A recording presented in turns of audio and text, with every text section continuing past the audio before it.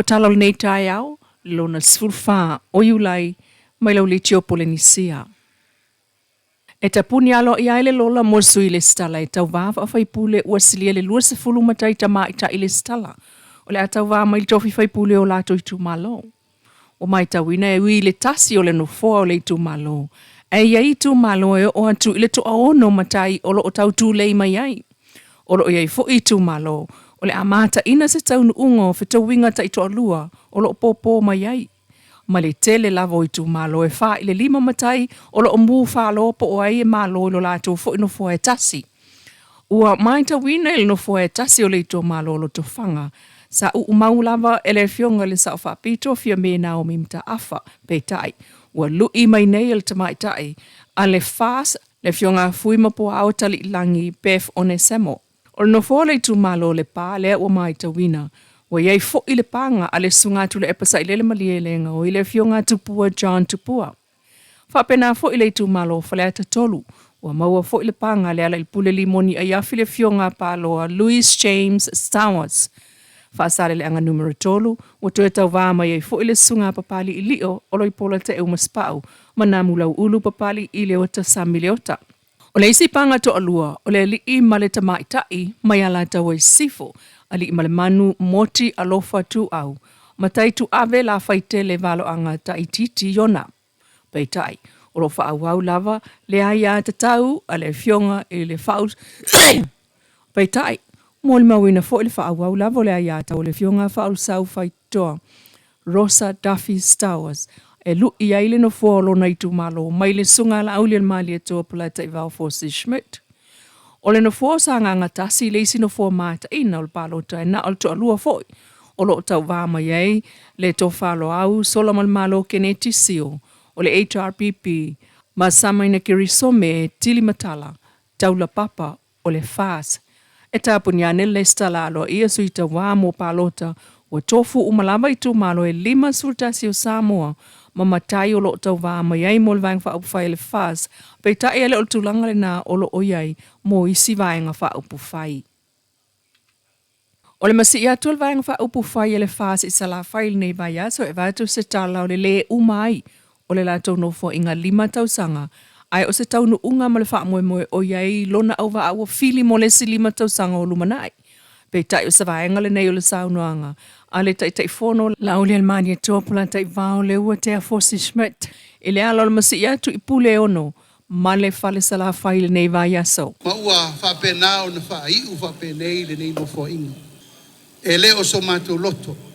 E le o se mea na mātou tala noa e whai. O se mea e tasi na ia whai se winga ma se tū ma seanga. Whawe besi e le atunu. Tasi ale aunga ma le wha moe moe.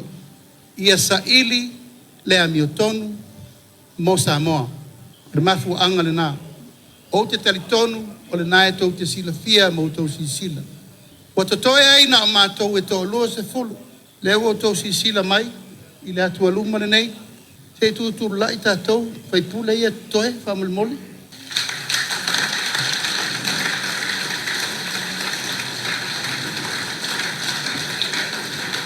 E taita ia le fionga le pofonga vetalai ma le sui fonga vetalai ma lou whātau vār sui te fono ma sui tai.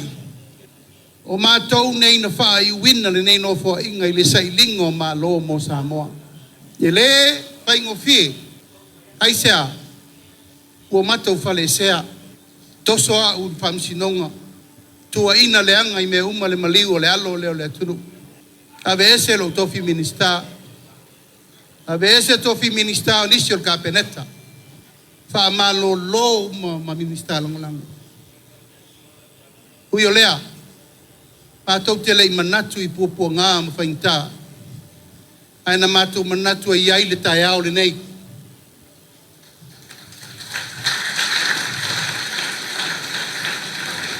Mātou te fōi mai pēr i le tātou motu tele nei sa la whai. Aisea, tātou nā matamea.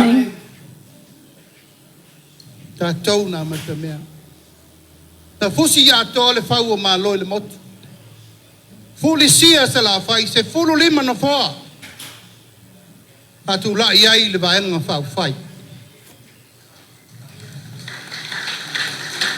Ma le whapoponga mai tumua o na maua i lea o le whainga malo. Peitai.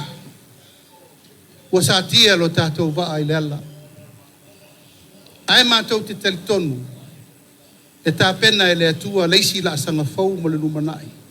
E iai le tai au ma le aso nei. O le mātou upu muli muli le tūlanga le awana nafi. Wau iai le tua e leto e fia mantua. Ai tātou tepa taula i luma i le tua mano na fina ngalo. O tātou tilo tilo i le loto whamangalo.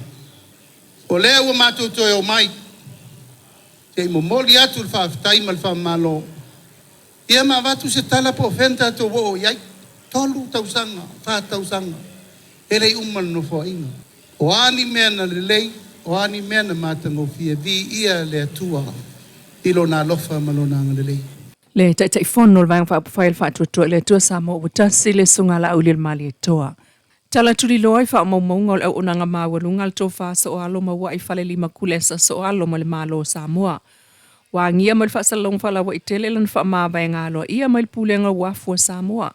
Ile umane ayo le valu to sanga o ngalue o se pule le wa fu ba al tatu tlu. O le wha mawaenga sa o alo kulesa na fua mai na uia filifili wha se atu le tauwanga o sui wha olioli mo le palemene o Samoa. O ia ta ua le wha mtalang wha lawa i tele mai le Samoa Port Authority.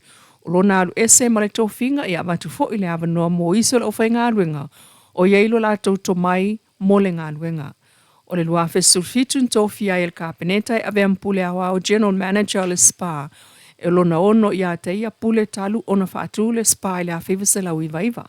O whamawina le sao tā ua o lea tamali i le tua ngāruenga te tele, Transport and Infrastructure, na ngalue ai o se Assistant General Manager of Finance mo le Samoa Shipping Corporation mo le se fulu lima tausanga male General Manager for Spa.